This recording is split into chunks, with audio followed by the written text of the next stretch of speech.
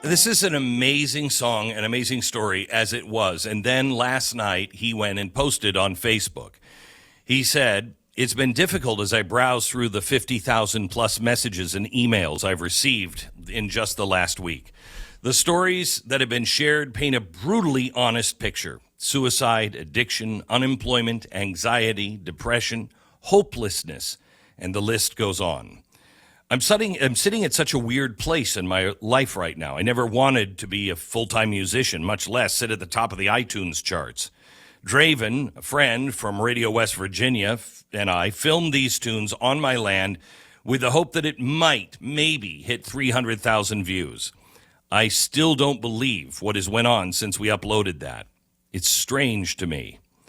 People in the music industry give me blank stares when I brush off $8 million offers.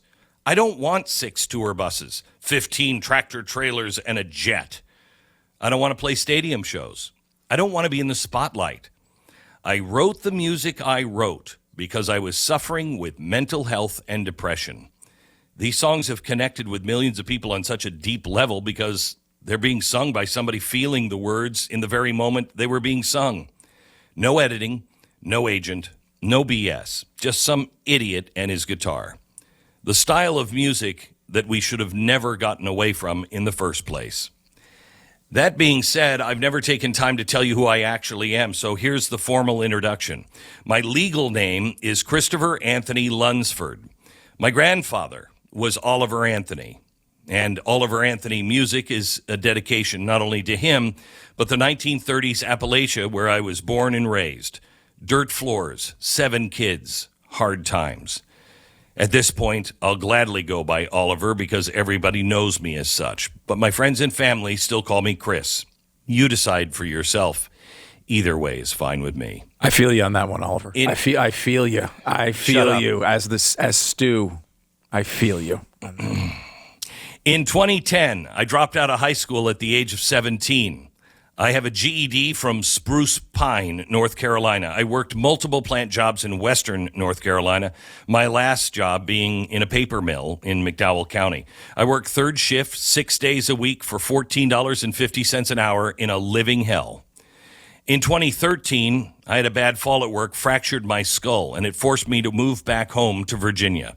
Due to complications from the injury, it took me 6 months or so before I could work again. From 2014 until just a few days ago, I worked outside sales in the industrial manufacturing world. My job's taken me all over Virginia and into the Carolinas, getting to know tens of thousands of other blue-collar workers on job sites and in factories. I've spent all day, every day for the last 10 years hearing the same story. People are so damn tired of being neglected, so tired of being divided and manipulated. In 2019, I paid $97,500 for the property, and I still owe about $60,000 on it. I'm living in a 20-foot camper with a tarp on the roof that I got off Craigslist for $750. There's nothing really special about me. I'm not a good musician. I'm not really even a very good person. I spent the last 5 years struggling with mental health and using alcohol to drown it. I'm sad to see the world the state's in, with everyone fighting with each other. I've spent many nights feeling hopeless that the greatest country on earth is quickly fading away. That being said, I hate the way the internet has divided all of us. The internet is a parasite that infects the minds of humans and has their way with them. Hours wasted, goals forgotten, loved ones sitting in houses with each other distracted all day by technology made by the hands of other poor souls in sweatshops in a foreign land. When is enough enough? When are we going to fight for what's right again? Millions have died protecting the liberties we have. Freedom of speech is such a precious gift. Never in the world history has the world had freedom that it currently has today. Don't let them take that away from you. Just like those once wandering in the desert, we have lost our way from God and have let false idols distract us and divide us. It's a damn shame.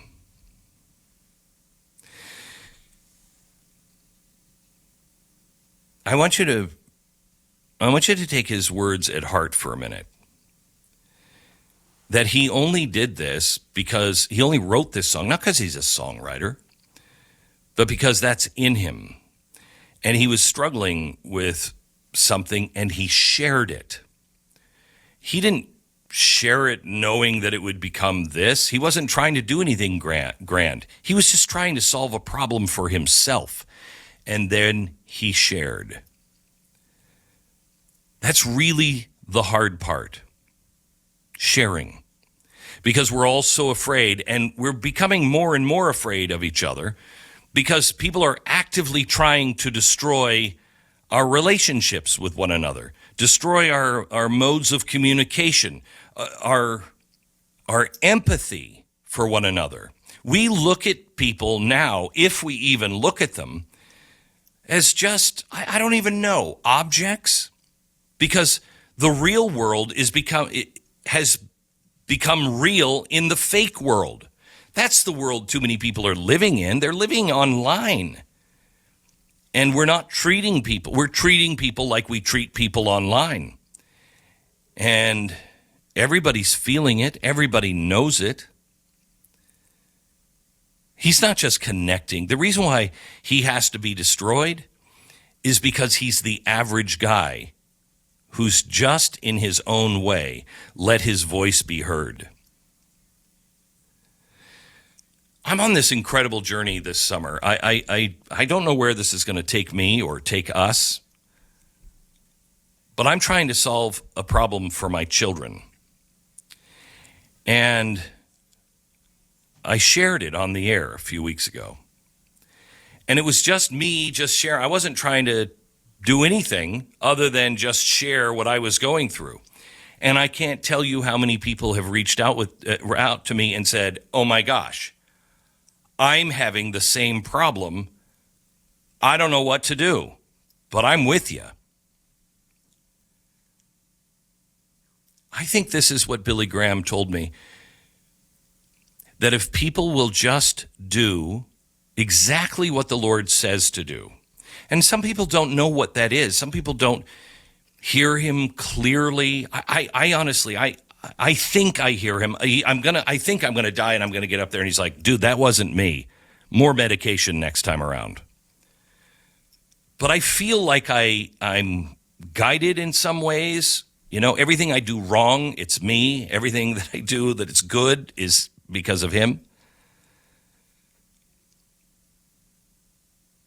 But Billy Graham told me, if everybody will just do their one thing, and they're going to think that it is no big deal.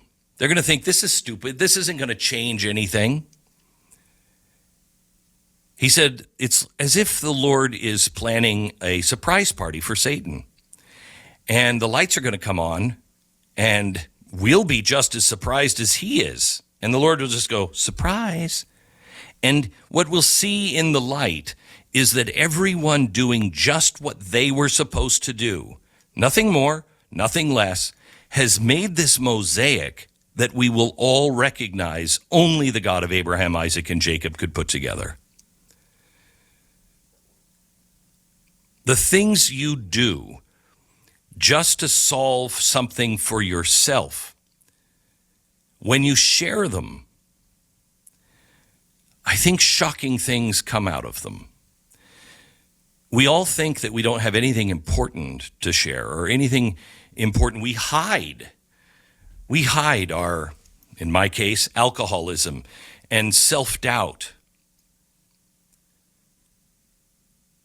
We all think, there's nothing special about me.